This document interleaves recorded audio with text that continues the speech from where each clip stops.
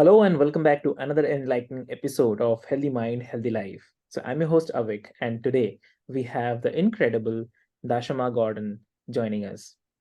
So she is a true force of inspiration, dedicated to helping humanity access the transformative power of flow state and live their best life. So her impact has reached over 100 million souls worldwide, and she has been featured on prestigious platforms such as ABC, NBC, Discovery, WHA, and Vogue. So it's kind of wow. So so Dashima is as a best-selling author, content or the course creator, I would say. Uh, so Dashima, like your online courses have like transformed the lives of over 1 million people through the healing power of flow state yoga and the meditation. So it's an honor to have you here today with us. Thank you. So nice to be here. Nice to meet you. Great, great. Also, like I'd like to mention this to the listeners that her dedication to the mission is truly like inspiring. So, from founding the Flow State Institute and Bright Future Foundation to spearheading the global 30-day yoga challenge, she has created platforms that empower individuals to find purpose and healing through flow state practices. So Dashma, my one thing is coming to mind, like can you tell us more about your journey and what led you to this profound work? Yeah, that was definitely what did it. It's interesting. I do believe that we all have some form of a destiny or like kind of a divine purpose that perhaps is even agreed upon before we're born, right? But it's interesting as you live and as a young child, you don't know about it. And then, but like everything that you're experiencing is leading to that. That's what I feel. So for me, it started very early because my mother and father were actually into yoga and meditation. And but when I was 7, my mother lost her mind and she became schizophrenic, and she never got her mind back. And so we ended up living in foster homes. And so really early, I learned about the power of the mind and how important mental health is. But also I had so much trauma from like this experience of losing my mother and everything that came after that. I mean, it was really like I look back and I think it was all in divine order, right? Because you have to see it that way. Like that it was a purpose. The reason that you suffer is not just because there's like God is hating you and you just need to suffer. It's literally to strengthen your soul and lead you to your purpose. That's what I feel like is the purpose of suffering. So in that way, I'm grateful because I also acknowledge that I chose to suffer. So anyway, as I became more aware of this, I was kind of guided to do yoga because when I was always doing yoga a little bit, but I was also like an athlete. So I was doing a lot of things, but yoga was something that always kind of like felt really good to me. But when I was 18, I got in this really traumatic car accident. I was riding my bicycle and a car hit me going 45 miles per hour. And the impact gave me scoliosis. So that means that the spine got crooked. And when I went to the doctors, they said, "Oh, there's nothing you can do. You have to just live like this." And you can go to the chiropractor. So you go to chiropractor 1 or 2 times per week. And I was doing that like almost 2 years. And it was making like very marginal improvement. It wasn't helping a lot, but it was like feeling a little tiny better. But I was like, okay, so there has to be a better way. Cause I really always believe like it's possible to heal, but you don't, Hmm. if you never hear it, even from the doctor, you trust doctors, you think that they know what's best for you. But like in my soul, I knew it wasn't that. I knew that there's a way to heal. So I kept looking. And then when I was 24, it was, I remember I was working I had just graduated college. I was working a job, in a sales job, like as a travel nurse recruiter. And basically, I got really, really depressed because I knew I was not living my purpose. And I was working so hard. I was working 2 jobs, one in the day and then one in the night, and every 7 days a week, just working, working, working, because there was something in me that kept feeling like I gotta do all this and it's going to bring me this fulfillment, right? It's going to get me to this success that I'm craving, or it's going to bring me happiness, whatever. And I was pushing myself so hard and I got so depressed. And when you hit a very deep level of depression, like it also goes hand in hand with burnout and exhaustion, you Yeah. just, nothing at that point feels good. So then doesn't matter. Even if you did make $1 million, it wouldn't matter. Or if you had the big house that you were trying to work towards getting, none of that would matter because you're just so depleted and exhausted that you just like nothing matters. So it really gave me a new perspective because when I was depressed, I literally didn't even want to get out of bed for like a year. I had a boyfriend and we were like, we were just, we were not connecting anymore. We had decided to become celibate because in the church they told us we were sinning because we were having sex before marriage. So we stopped having sex. That also contributed to my depression, I think. So basically, it was like a number of things compounding: exhaustion, overworking myself, burnout, and then also, you know, my relationship was getting this problems too. So anyway, so then I was depressed for like 1 year.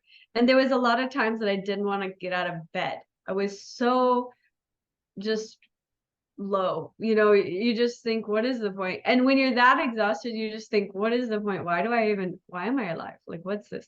Yeah. And so I remember my boyfriend used to say, Dashama, think of 5 things you're grateful for. And I would just write them down. I'm grateful for my house. But like, I didn't feel it.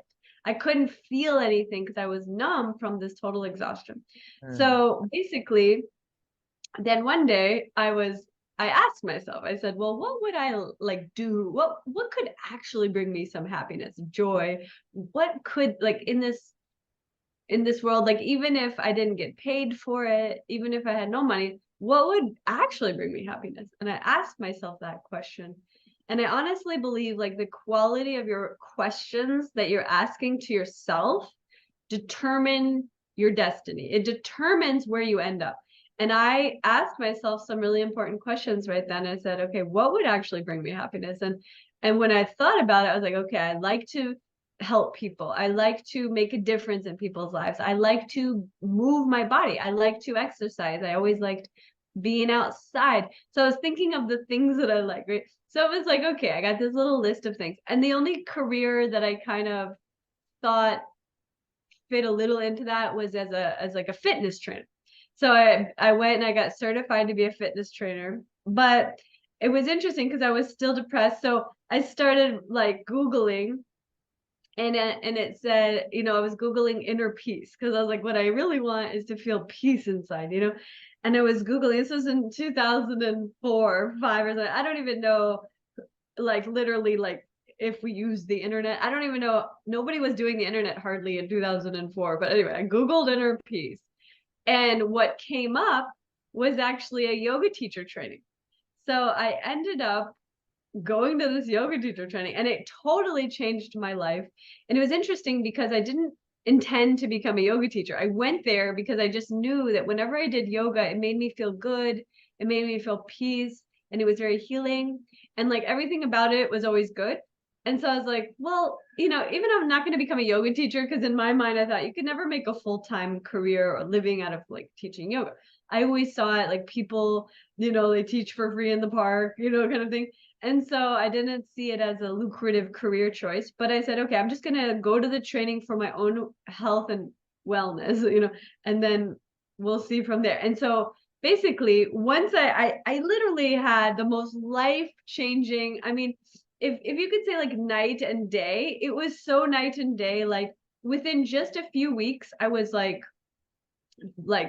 singing and laughing, and I was like part of the training they required us to like clean the toilets every Saturday for free, like part of the karma yoga, you know, like seva. In yoga they have this thing called karma yoga or seva. It's like where you give your time for free selflessly to help others, right? And so Yeah. they put that as part of the requirement. So I was going there, I'm like cleaning the toilets and I'm singing Jaya Ganesha, and I'm like literally joyously cleaning a toilet for free and smiling and laughing and singing with the other people that were in my class. And I remember thinking that was a huge turning point because I couldn't even find joy in anything. Like, and then all of a sudden I'm finding joy in like the craziest thing. And it was a huge shift. And then once I graduated, I actually started teaching right away because I just loved to teach yoga and I love to share it with people. And so I felt so good doing that that it was just like infectious, and people would love to practice with me because they're like, oh, this is great. So I got like so many clients, and then one of my clients actually ended up helping me launch my YouTube channel. So I was one of the first people on YouTube back in 2006. And that's when I launched it was like the first ever yoga challenge in the world online. And it's called 30-Day Yoga Challenge. And it went viral and it reached millions of people. And it was really amazing because I didn't even know what viral was. You know, I'm like, all these people, but it was overwhelming because I didn't know how to Hmm. respond to all these people. It was just, once again, I ended up getting burned out from that because it was like, okay, now I have this flood of people I've discovered need healing and need my help. And I didn't really, so there was a number of things that happened along the journey, but that's kind of like the initial starting point of like how it all got started. Wow, that's a lovely journey, I would say. Thank you for sharing this. You're And welcome. and also, like, we are definitely honored to have you on the show today. Your wealth of knowledge and passion for transforming lives through flow state practices is truly remarkable. And definitely, we are excited to delve into deep, meaningful, and value-added conversation with you. So, before we get deeper into this topic, like, just to understand, like if you can share how flow state yoga specifically supports the healing process for the military veterans and their families who are dealing with the post-traumatic stress disorder, which is we call like PTSD. Yeah, it's so fascinating because, like I was saying earlier about how your childhood Mm. prepares you for your purpose and your pain prepares you for your purpose. So for me, I actually had a lot of trauma, as I was describing, because when my mother lost her mind and then all of this stuff happened, I was living in all these different homes. I had a lot of crazy things happen. I mean, like really bad things, like sexual violence. I had horrible things happen to me, car accidents. I just had so many crazy things. So I had so much trauma. And, in those days, in the early part, I didn't know what trauma is, right? I'm just acting out my trauma with all these like kind of activities, right? So in high school, for example, I got arrested for drinking at school, and I got in trouble a lot because when people are doing things like that, it's because they need healing. But like people don't know that. So they never think, "Oh, this person needs healing." Instead, they try to punish a child or somebody because they're doing these bad things, but like nobody like inherently means to get arrested, you know what I mean? So it's just like that's literally just a sign that they need help, but nobody was aware of how to help me, I guess. So anyway, back then it was like, just figuring it out. So but it was very interesting because I remember in high school, actually both of my grandfathers were in the military. So both of my grandfathers were in the World War II. And interestingly, they were on the side against Hitler, but and my grandfather was Jewish too, so it was like a whole thing. But basically, that already, I think I had a connection to the military. But then it was interesting. So when I was in high school, I had my boyfriend that I was dating when I was graduating high school. He went into the military. Actually, like almost every one of my friends went to the military because it was like a really interesting option where people can go in there, they get in good shape, like and then they get all this like benefits and stuff. So they saw it as like a good option. So I would say like not all, but maybe 20% of my friends ended up going to the military. So that was interesting. And then later, when I became a yoga teacher, I actually had a lot of clients that were in the military. Even when I first launched the 30-Day Yoga Challenge on YouTube, one Mm. of my students on there, his name is Patrick Moore, and he was a reverend, and he was in Afghanistan with Oh, the military, and he was like the chaplain of the military, and he was getting all of the guys to do yoga with me with my yoga videos from YouTube. oh, And wow. he would message me. He's like, "Oh, I just want to thank you. Like, this is helping everybody. We're over here in the Afghanistan, military, and it was helping them a lot." So that was like really encouraging. And then later, I had like several clients. Like one of my videographer, his name was Armand.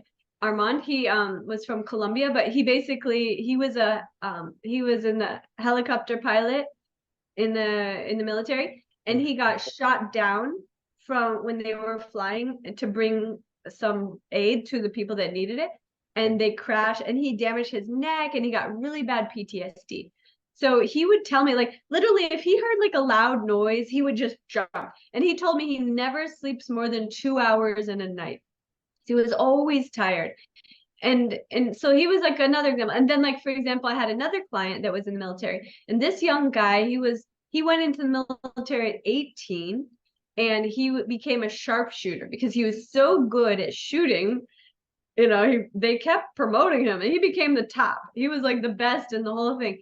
But when you're like 18 and you're like getting paid to kill people, it's very traumatic, actually. But so it's like it's a slippery slope, right? Because he was feeling really like good about himself because he was able to shoot the guy in one shot.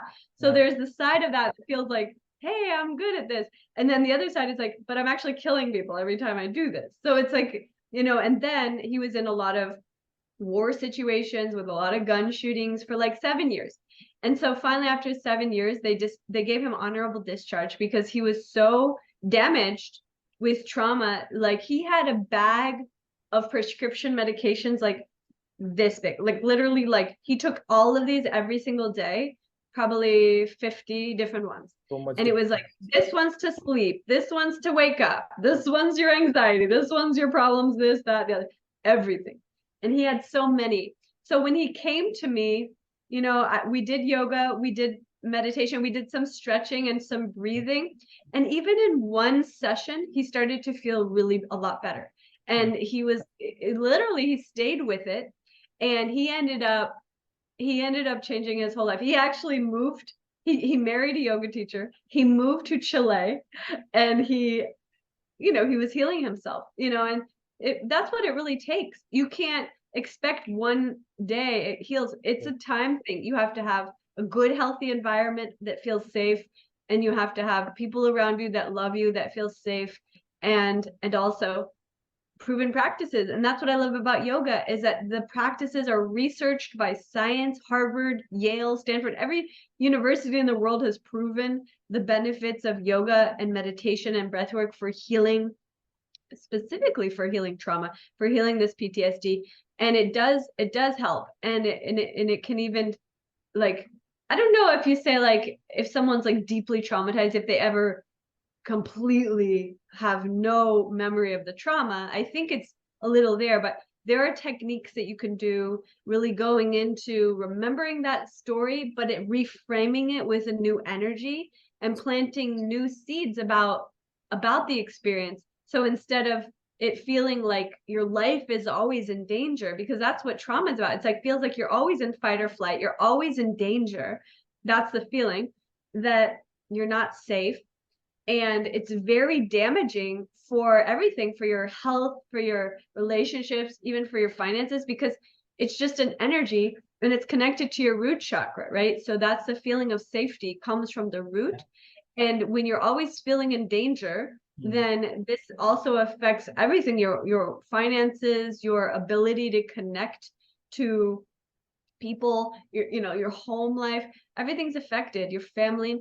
So I'm just so passionate about this. And I've done this for, been teaching for 18 years now. So that's why, I had someone from my community applied to come to my yoga teacher training for the Flow State Institute. We offer 200, 300, 500, and 1,000-hour yoga teacher training. So we have like a whole bunch of programs. But he wanted to do the training. He said the veterans and the military and their spouses can get their tuition paid for by the government, basically by the VA and by the Department of Defense, if they want to do programs like what I have. So that's when I started thinking, I want to focus on that, because I have such a history with this. And that's when I really started focusing on it more. True. Wow. That's so lovely, I would say. And in your experience, what are some of the common challenges that veterans and their families face when dealing with the PTSD?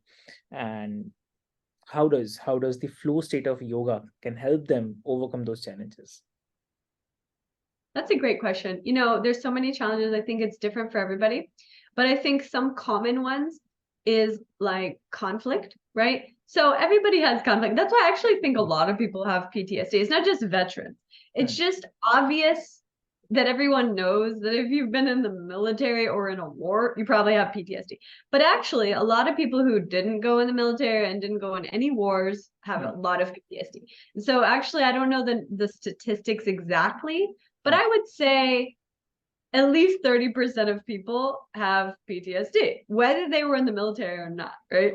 I'm just going to say that number. That's not based on any research, but I'm just saying because of my experience with people, right? And how do you know if people have PTSD? First of all, let's say, for example, they have like anger issues. You ever known people they get angry very easily, right? The short circuit, short fuse, right? Or they are easily irritated. Everything bothers them, right? They feel they don't want to be social, right? There's all these different symptoms, right? And then when it comes to relationships, it's like they don't feel that they can open up or be vulnerable, for example, because it doesn't feel safe. Like nothing ever feels safe when you have PTSD. So all of the things that if you're healthy are just normal, you're like, yeah, I just connect to people. PTSD, it's hard for them because then or for us also, because I was also very traumatized. But like, when you feel like this person or this situation, this could hurt me. So you create like a barrier around yourself, which is kind of like, okay, I'm safe in this space. So I'm going to put a shield around me.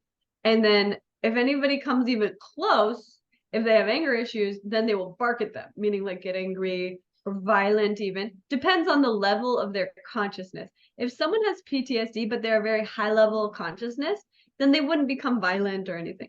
But if they have also combining PTSD with a low level of self-awareness, then they will be more likely to become violent or something because they're living more in a reactivity and more in a sort of an instinct of just like an animal almost. Like it's like, oh, stay away from me, I'm going to bite you kind of thing. Whereas when you have a high level of awareness about yourself and about life, then you don't really think, let me hurt this person because I don't feel safe. Instead, you could pause and communicate, I don't feel safe. That's really the path to healing, is when you can get to a point where you're able to like have the awareness of yourself and your actions and then communicate where you come from to people so that they can understand why you are the way you are, instead of just like assuming, oh, this person is not social or this person is whatever. And people sometimes put you into categories or labels when I think it's very dangerous to put labels on people because everybody's different. But also when people like have been traumatized, they're not behaving as their true highest self. They're more behaving as, from this hurt inner child or this hurt energy that was traumatized. And so they're not coming from the present. They're coming from a memory of the past. Does that make sense? And so how does it play out? It plays out in relationship conflict, right? It can play out in even health issues. I'm going to say one of the biggest things, so I'm like in San Francisco and there's like a siren. One of the biggest things that I think really affects people with PTSD, and not very many people talk about this, is the correlation between PTSD and your health. Yeah. And I'm going to say your health like in all different ways, but specifically your gut health and your mental health and your energy. Correct. Those three things. And then obviously your gut health and your mental health determine your emotional health. Yes. So everything, right? It's like, so when you've been traumatized and you live, and let me just describe for anybody who's not familiar with what is it like to be in trauma, right? To be a PTSD. It's a feeling like everything's constricted because it feels like it needs to brace against the possibility of danger. Now, some people in the psychological community, they call it fight or flight.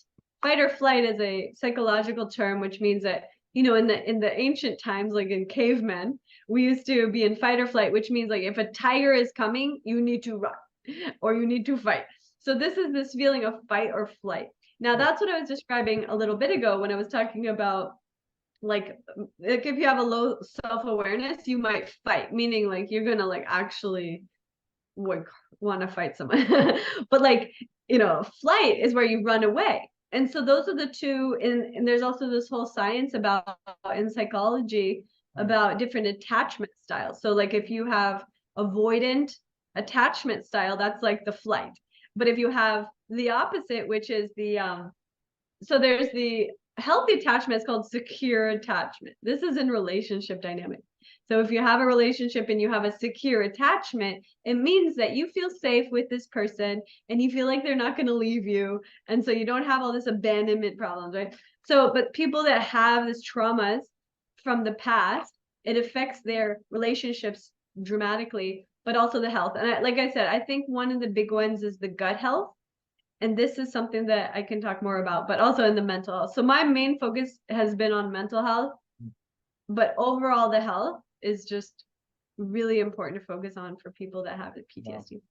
Wow, that's so lovely. That's so lovely. So, like, I also want to understand, like, are there any specific flow state yoga techniques that you find particularly beneficial for managing the PTSD symptoms, such as the anxiety, hypervigilance, or sleep disturbances, like this? Yeah, absolutely. I think there's a whole range. So it Mhm. really is a full spectrum approach. That's why I created Flow State Institute, because when I've gone to other yoga trainings or yoga schools, I noticed that they usually have kind of like a one-dimensional approach. So they're really focused on the asanas, or sometimes they're very focused just on meditation or whatever. Like, some of them like Kundalini, they're really into the Kriyas. So there are certain things each yoga school is all about.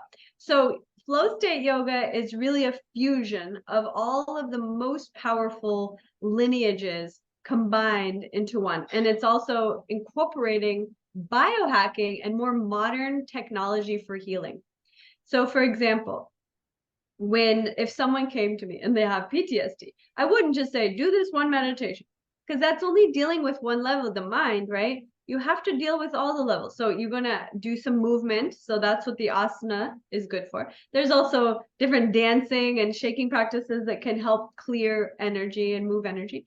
And then there's meditation, but then there's also breath work that can be very powerful for healing grief, trauma from the heart and from your whole energy. And then also your digestive health. So that's really a powerful and important focus. So getting into that, really looking at it, I'm very medical in this. Like I feel that everyone should get like a gut test. You Mm. can go to a doctor, they'll test your gut and you can see exactly what's in there. And you can see exactly if you have pathogens, parasites, heavy metals, all these things that are inside of us. What they're doing is they're blocking the flow in the very simplest way, but to say it, but basically beyond blocking the flow, it's like weighing your energy down and blocking your body's ability to release the happiness hormones, which are dopamine, serotonin, and all of these healthy happiness hormones. Those come from the gut. And if your gut is toxic, you're not releasing those happiness hormones. So this is a big part of why a lot of people are depressed or don't feel well and have all this anxiety and everything and self-doubt, self-confidence issues, is because of a lot of times it's the gut health. And Yeah. so healing that is like equally important to healing your mind. So some people just focus on the mind and some people just focus on their physical health, but those two go hand in hand. And then really working with the emotional intelligence. So emotional intelligence is really understanding, how do I feel and why do I feel this way, right? So if you sit with yourself and you just ask yourself right now, like, okay, take a deep breath. Now, how do you really feel? Like on a scale of 1 to 10, Mm. if 10 was like euphoric bliss and enlightenment, and 0 is like you want to die, right? There's a spectrum. And there's everything in between. Like, where are you at on the scale? Do you want to say yours? You don't have to say it if you don't want to. But basically, this is a question that everyone should ask themselves every day, right? Because then you get a barometer of, okay, how do I really feel? And then from that understanding, okay, I need to work on things. So that's when you have more introspection, journaling, and like actually even working with a coach is super powerful. So we have like hundreds or even thousands of coaches that I've certified around the world. So you can work with coaches, you can work with teachers, you can go to classes, workshops, retreats, whatever you're ready for. You know, there's so many different steps along the ladder to healing. And I always feel that whenever they say when the student is ready, the teacher appears. So you got to start, because it's not an overnight healing with this type of thing, but it's definitely worthwhile. Yeah, that's definitely it's not a one day job, or maybe it's overnight thing, definitely, as you mentioned. But it works for sure. For sure it works.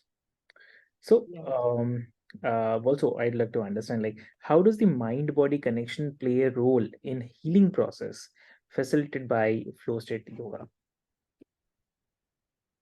The mind body connection playing the role in the healing. Yeah. Okay, so I wrote about this in one of my first books, which is called Journey to Joyful. And actually, I'm really excited. We're getting ready to release the updated version. I wrote this book in 2009, and I'm going to be releasing the updated version. And so it'll be available probably in the next 6 months or something. I don't have the date set for the release, but anyway, in that book, I talked about this, which is very specifically the connection. We call it psychosomatic. So Mhm. psychosomatic, psycho is the mind, somatic is the body. So somatic is how you feel, and Yeah. the mind is what you think. So it's psychosomatic connection means the connection between how you think and how you feel, right? And so people in the Western world, and I think you come from the East, which is a culture that's much more open to understanding that the energy is like more important than the physical, right? In that sense, because that's a spiritual approach to life. So when you realize that, you're like, okay, let's say you're feeling sick. Okay, or let's say you're having a lot of digestive problems. We'll just say like specific, something specific. You're having digestive problems. This is actually, I found out statistically, over 70 to 80%. I think it's more than 90% of humans on Earth, or especially in America, have digestive problems, Mm. which is insane. I don't know if it's the same in India. Do you ever hear statistics about that? Not exactly, but yeah, here also it happens. Yes, for sure. Yeah. So Yeah. the thing is, I think so. You have to look at it, right? Why is everybody having this problem? Well, there's a couple things. So there's a physical environment in the gut, right? That's like your called your microbiome. Your microbiome is like influenced by your whole life. So Yeah. let's say when you were 3, or like for me when I was 7 and I had this huge trauma, and so whatever was happening at that time, that trauma was in my energy really, really strong. And so it affected the development of everything, including my microbiome and my gut. And then I got really sick from the stress and from the trauma, and I ended up getting put on a lot of antibiotics. You know, because that's what they do. I don't know if they do that. Do they do that in India where they put you on antibiotics for everything? Do they do that there? Not on everything, but yes, A lot of, antibiotics been given for in serious cases, or maybe in fast healing cases. Yeah. yeah. Because Mm. in India, they also have Ayurveda, and Ayurveda is like a better approach because they don't do it so much the antibiotics. What True. happens when you take antibiotics is that it actually kills all of the good little guys in the gut. It Yes. kills them.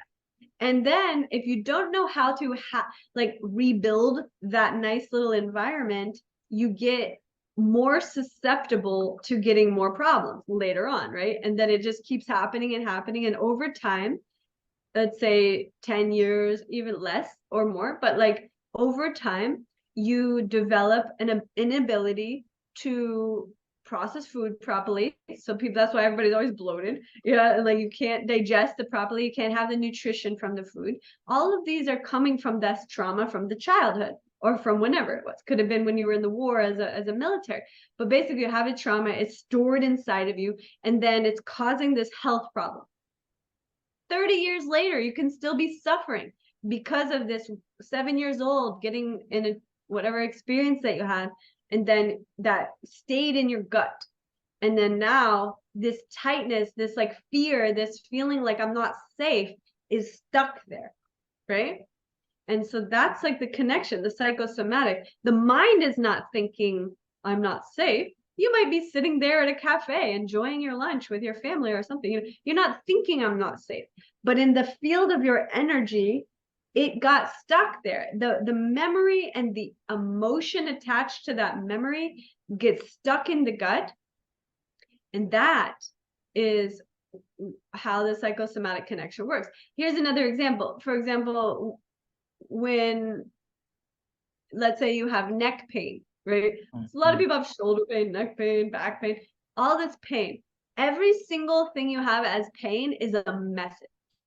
Okay, so it's your soul telling you you need to focus and heal this thing, right? But it's not just like, heal my shoulder. There's something connected to the shoulder energy, right? So the shoulder is next to the heart. It's also next to the throat. So it's a connection between your heart and your voice, right? So there's like if you have neck and shoulder pain, it's a message about this energy, right? So it's not just like arbitrary, like, oh, I have this pain in my shoulder. It's actually, okay, what is it telling me? It's speaking to me. What is the message of this experience? What is the message of this pain specifically? And then when you hear it, like, for example, let's say I had this client one time, her neck was always hurting. And it was crazy because she was so rich and she didn't have to work or anything. Her husband was very, very wealthy. And I was like, why are you always have this neck pain? And she showed me she was carrying a purse that was so heavy. She put like 50 pounds of stuff in one purse, and she always carried it on this one shoulder. So that was one part of the problem. The other thing is the way she was sleeping, right, in the bed was giving her a neck problem. But those two things were not the full story. The full story was the fact that she felt the weight of the world on her shoulders. This was the real message. She was feeling burdened by life because she, even though didn't have to work, she spent her whole life managing their house. Their house, it was like every day there was like somebody coming to fix this or do this, or the lawn people or the this or that. It was like a full-time job of stress managing this mansion that they lived in.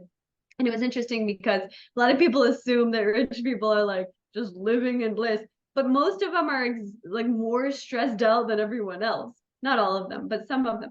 Anyway, so we were doing yoga together. This is about 15 years ago. I would go to her house and we'd do yoga every day. And I finally helped her to see that it wasn't just the purse, although she needed to change that behavior. And it wasn't just the pillow, but she also changed that. And she did yoga to heal it. But what she really had to see was this stress was why all of this happened. See? And that life circumstances met her exactly where she needed to be met in order to get that message. Does that make sense? Yeah, definitely. Okay. Yeah, great, great. And I was really I would say I'm really feeling great learning this thing from you as well, for sure. Also, like, are there any research studies or the scientific evidence that support the effectiveness of flow state yoga in aiding the recovery from the PTSD? Absolutely. Well, okay, first of all, let me kind of explain flow state yoga. So flow state yoga is, like I said, a combination of lineages. So there's been research about many styles of yoga, but usually when they do research about yoga, Mhm.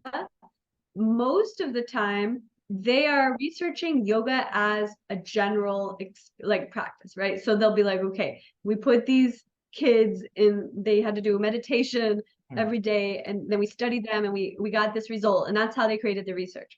So when they study yoga as a research, they don't necessarily focus on one style or a different style. They just call it yoga, right? And that's the interesting thing, because not all yoga is the same, right? You could go to one class and it can heal your whole life, and you could go to another class and you can leave injured. And this is very real, you have to see. So not all yoga is the same. But if yoga is taught in a healthy, safe way, then generally, no matter how it's being taught, it's going to be beneficial. Now, what I've learned is when you combine certain practices, that's when you get more rapid results. You get more expedited healing. And also, some very specific practices can help you to heal faster. So it's one thing if you just go, okay, I'm just going to do yoga. I'm going to go to my local yoga studio every day. And that could be great. But if you know that there are very specific meditations, very specific breathwork practices that are going to help you heal the PTSD faster, then you would want to do that route, right? Because the other route is kind of shooting in the dark, and the other one is very clear target. See, so both of them will help, but one's going to get you to your goal faster and with more direct result. The other one's going to be like maybe 50 years. You know, some people, I meet people, they've been doing yoga for 50 years, they're still all messed up. And I'm like, what is going on with your yoga practice? Because you could say you're doing yoga or meditating, but if you really observe someone and they're meditating or doing yoga, but they're actually not, then you realize it's not about the quantity of time or even the hours that you put in as much as the quality of the experience. You could do 5 minutes of a very targeted, specific practice, and it would be much more result for you than 5 hours of something that's not, right? So I'm all about efficiency because I have a lot of things to do. So basically, I don't have time for like wasting. So I always think, where's the most direct path? Where is the path to healing? And what is the most efficient way to do that? And so that's important for people to understand, because when you're thinking about like, oh, what is this yoga or this yoga? Yoga is all good in a sense, right? Some of it's different, but it's all good. But it's like, because the intention is to heal. The intention is for people to become one and to become whole. So that is always a good, no matter what, yoga is going to be positive for that reason. But there are some paths that will get you to your results better and faster. So that's really what the Flow State Institute is all about. We really focus on, you know, just being the most direct path to clear your energy of any blocks. And that's where I developed this idea of flow state. Because when you're in flow, it feels like there's no blocks to your energy. Like you are just one with the universe and you're feeling this connectedness to everything. And in that, you feel joy, you feel happiness, you feel euphoria, even, you know, you feel gratitude for life, you feel, you know, contentment. Even if you don't have anything, you feel like life is great, you know. And so it's like a very beautiful thing. I feel like everyone should experience flow state. And when most people have experienced it, even if it's just for 1 second or 1 minute, but once you've experienced it for even a short time, it's very alluring to want to stretch that a little more, right? So if you've done it for a minute, you want to see if you can get it for 5 minutes, 10 minutes, an hour. And once you've been living in flow, then when you're out of flow, it becomes very obvious. And your whole energy knows that the priority needs to be getting back to flow, because it's in flow that you have all the good things. You have great health, your happiness, your relationships, things are going well for you financially, opportunities come to you, and you just say, wow, actually, like, life is great. You know, thank you, God, everything is beautiful. But on the other side, where you have a lot of blocks and conflict and all the other side, right? That's where you're like, wow, life is struggle. And both of those are true. It just depends on what frame of mind that you're coming from, what energy you're coming from. True. Does that make sense? That's exactly true, I'd say. So, what resources or the programs does the Flow State Institute and the Bright Future Foundation offer, specially for the military veterans and their families, to access the flow state yoga and support the mental wellness? We have a few different programs. What I'm really excited about is we're finalizing our partnership.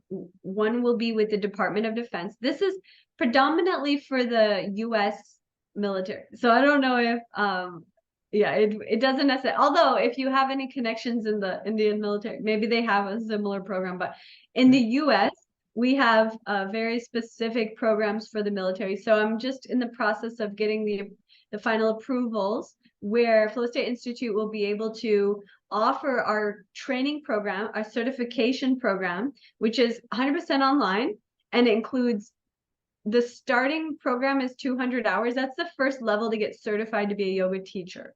So it's 200 hours online. You have both pre-recorded videos, audios, ebooks, and also live sessions on Zoom. And we talk about a lot of different topics. Different guest experts come in and teach. And it's a certification. So you go through this journey where you heal yourself and you learn how to heal others too. So that when you graduate, you are now equipped not only with a new career, a certification, all of these skills to continue to practice, to continue to heal yourself and your family and your community. But now you could create a whole career out of it. We even have a business training that allows people to learn how to lead retreats, how to create online courses, create social media, create a brand and a business that's based on their mission and their vision for their life, and to do it with purpose and to do it with guidance. And that was one thing that I always wished that I had in the beginning. Like, nobody really knew what they were doing back in the beginning. And so it took me a lot of years to figure it out. But that's why I created the business training, because I have actually a degree in communication and business. And I learned that a lot of my graduates did not know how to do business.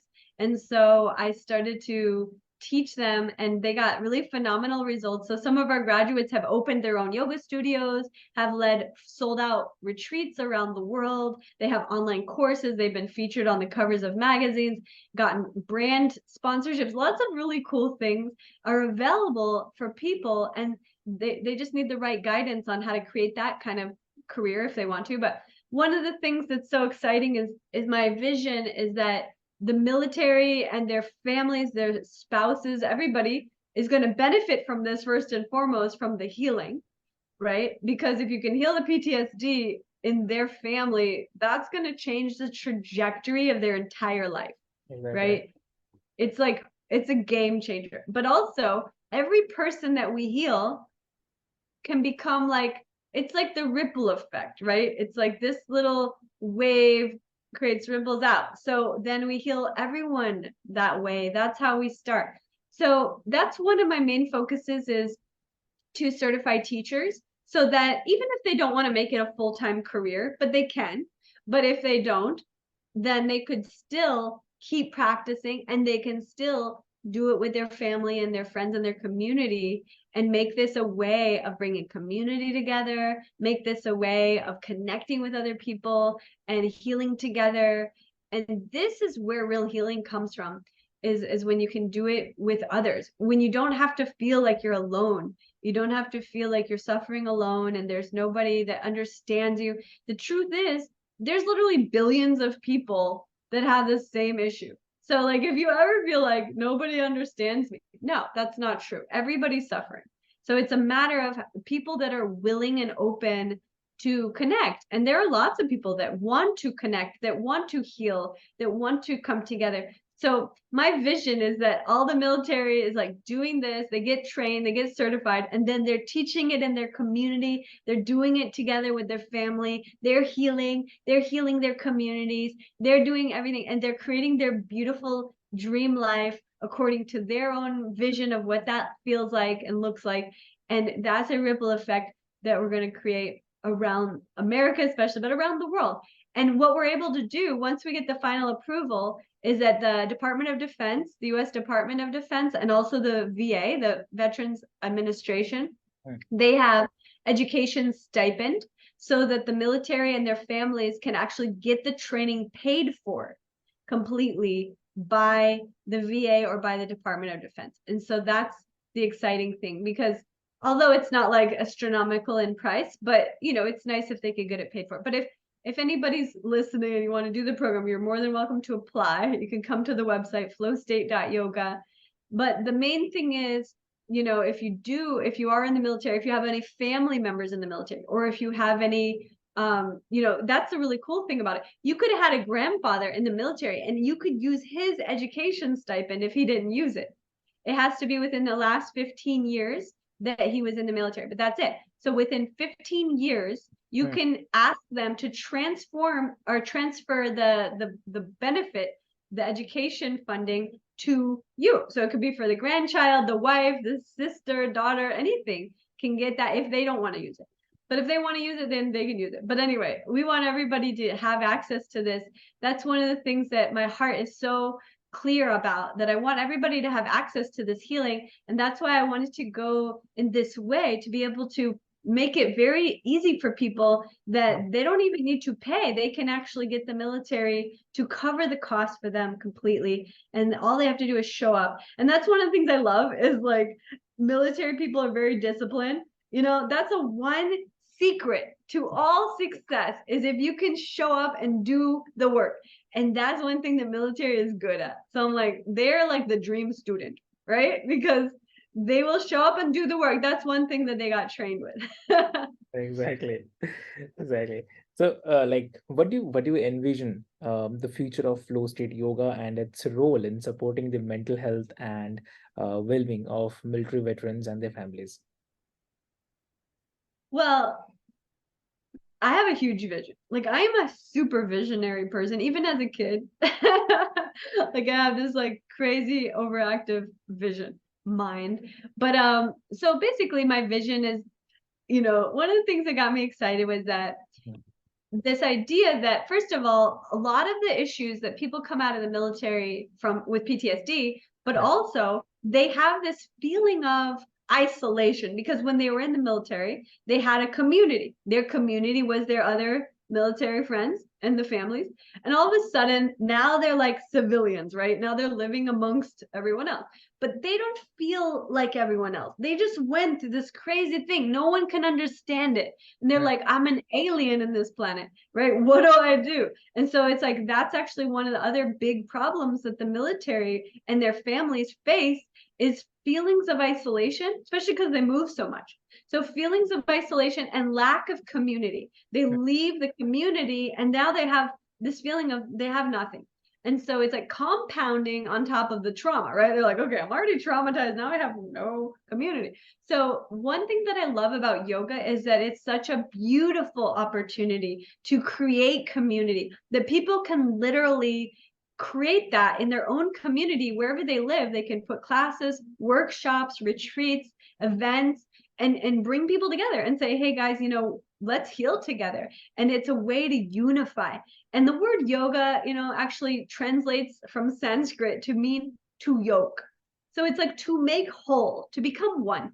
And so for me, the oneness is the only truth. Like, we are all one, but like the more that we can come together, that's really where the healing takes place. It's knowing that I'm not alone, you're not alone. We can support each other. And that feeling of support, it starts to rebuild that feeling of lack of safety, lack of security, that like fear. It starts to replace the fear with hope, and then with like safety, feeling like belonging, feeling like life is good, you know, and everything starts moving in that direction. And that's how you heal as well, is it's not just by doing a bunch of breath work, but also that, and combining it with connection to people, connection to your own soul, to yourself, to your breath, to the present moment, to the Mother Earth, to going outside, connect with nature,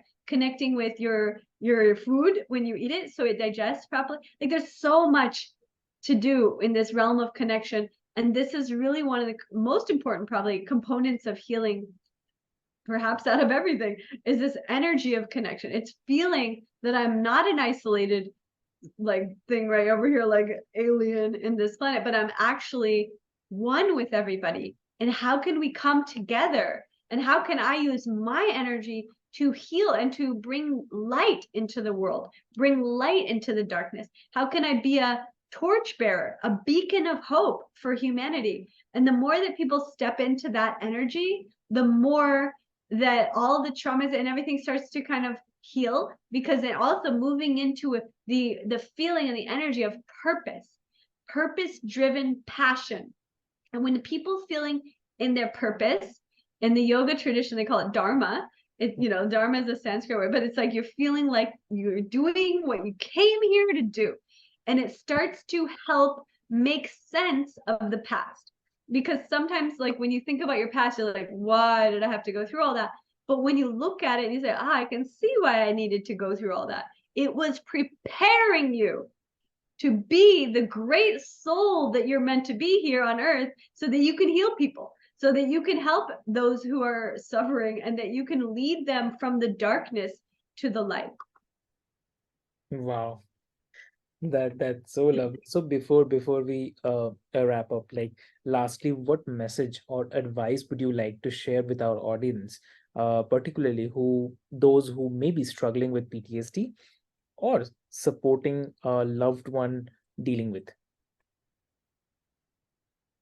I think the first step, it's interesting. I heard someone say the other day about a veteran. It was actually a veteran, and he said one thing that if you talk to a veteran, a lot of people will say, hey, thank you for your service. And they hear this a lot. And then he said, but you should say the second part, which is there anything I can do to help you? Right? Because these people gave their whole life for the country. And then it's like, who's giving to them, right? So this feeling of thank you for your service. Now, what can I do to help you? Now, in that moment, if you do have people around you that were like have PTSD, whether they were in the military or not, it's really a beautiful and important step is to truly care, like be like, how can I help you, and listen to them and help them to find the solutions, find the healing, find the flow state, help them to go in that direction, because most of the time they just don't know where to go, what to do, where to begin. And so it can feel very hopeless, and in hopelessness you're going down the spiral towards depression, right? But when you start feeling hopeful, that's when you're spiraling up towards passion driven purpose, right? So you got to have that hope, and that hope is going to come from somebody caring and somebody being able to open their heart and listen and give you a hug. So if you have someone in your life that's suffering, like maybe they don't even say anything. That's the main thing. Most people that suffer are not saying anything. They're not speaking about it. They're not telling everyone. They're just suffering in silence. This is why it sometimes leads to the worst case scenario: homelessness, suicide, drug, alcohol addictions, all sorts of things. Because when people suffer in silence and they don't feel that they even have anyone that they could share this with, because they don't feel safe to even share it, right? That they suffer in silence, and then they sit there, and then it just goes spiraling down. So the way to help people is asking, how are you? Is there anything I can truly, how are you? Not just how are you? Like some people like, hi, how are you? And everyone's like, oh, I'm good. Like even if you're not good, you'll say I'm good, just because it's part of that whole script that we all agreed on of how are you? I'm good. But it's like, okay, how are you really? You want to really know? Okay, I'm suffering. Okay, like let's hear about it. I want to hear and I want to help, and I know some solution. That's why I'm so passionate about doing like podcasts right now. I want to share as much as I can to as many people as I can, because the more people that know that solutions exist, then we're going to heal them, right? If they don't even know, you could be sitting there. Not everybody has the idea of Google inner peace like I had, right? That was a very unusual idea. But like not everybody even knows how to find help, right? They just suffer. And then they're like, why am I suffering? And it's like, okay, well, the first step of getting out of that is like actually having somebody show you a good direction you could move towards. And you say, oh, then you start to see there's hope. And that energy of hope is the energy of God showing you this is the direction. Step this way. This is going to lead you to your healing. It's going to lead you to your community. It's going to lead you to that wholeness, that fulfillment, that community of connection. And it's going to lead you to your purpose driven passion. And all of that can be born out of this really difficult, challenging mud. In the yoga tradition, they use the symbol of the lotus flower, which symbolizes like enlightenment and the blossoming of consciousness, right? But the lotus flower actually goes through a very difficult journey to become so beautiful. It literally, like, they put the lotus bulb in a muddy pond full of muck. There's like worms in there. There's like worst case scenario. Who knows what's in there? You can't even see. It's so black. And you don't know what's going on in the mud. But they put the lotus flower seed, they call it bulb, in there, and then nothing happens. Like you don't see a flower come up for like months and months. And some people would think like, oh, it died. Like, oh no, the whole thing died. But it didn't die. You know what it is? The actual seed is fertilized and nourished by the darkness, by the dirt, by the muck, by the challenges, by the struggle.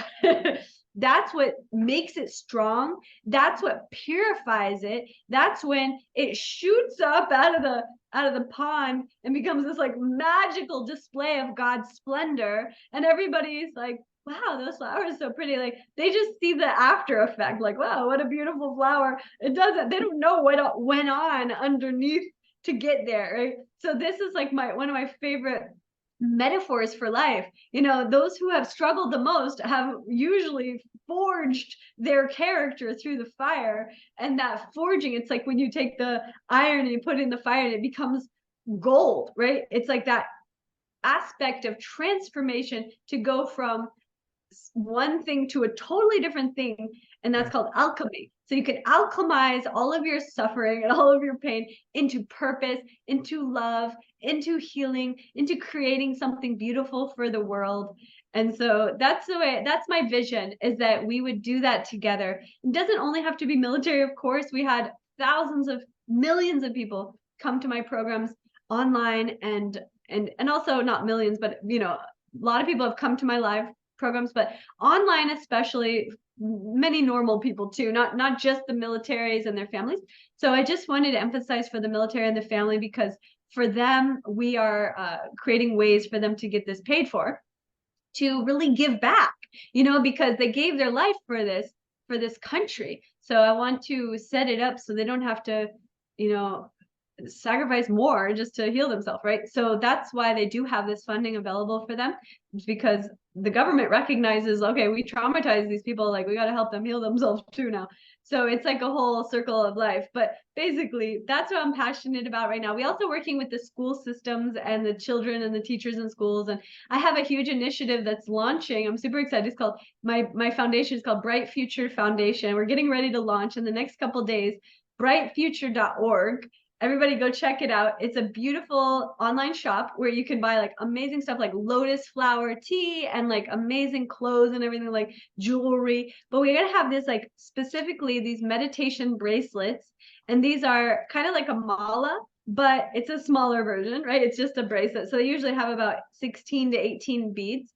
And there's a, when you buy the bracelet, you're going to get a QR code that will show you a meditation, and you're going to be shown how to do the breath work practice. So each bead is a breath, and you're going to practice this at least 1, 2, 3, even 10 times a day, however many. It's only like a minute. It's not a long practice, but it's a way to continuously check in with the present moment, with your breath, clearing any emotional energy that might be stuck, and start to really gain mastery over your mind, body, and emotions, and create more self-awareness and presence in your life. And that will lead to more contentment, more joy, more relationship connectivity, happiness, health, harmony, abundance, prosperity, fulfillment. All the good things I really believe come from, first and foremost, self-awareness.